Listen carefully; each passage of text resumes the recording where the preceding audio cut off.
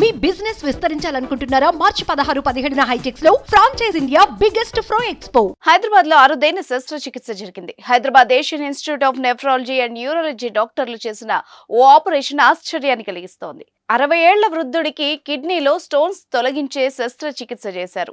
ఈ ఆపరేషన్ లో డాక్టర్లు రోగి మూత్రపిండాల నుంచి 418 రాళ్లను బయటకు తీశారు.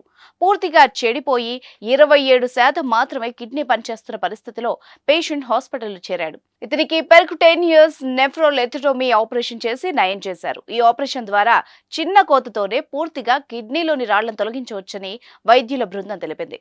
వృద్ధుడు సంప్రదించగా పరీక్షలు చేసి కిడ్నీలో చిన్న రాళ్లు ఉన్నట్టు గుర్తించారు.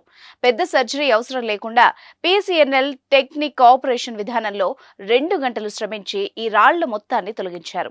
ప్రస్తుతం వృద్ధుడు కోలుకుంటున్నట్టు వైద్యులు తెలిపారు. అయితే ఇటువంటి అరుదైన ఆపరేషన్ చేయడంలో Hyderabad Asian institute of nephrology and neurology వైద్యులకు ప్రశంసలు వెల్లువెత్తుతున్నాయి. 4 రాళ్లు వెనకేసుకోవాలని అంటారు పెద్దలు. కానీ కిడ్నీలో అన్ని రాళ్లు ఎలా పోగు చేశావయ్యా అంటూ నెటిజన్లు కామెంట్ చేస్తున్నారు. ఏది ఏవైనా కిడ్నీలో 418 రాళ్లు ఇప్పుడు సర్వత్రా చర్చనీయాంశమైంది.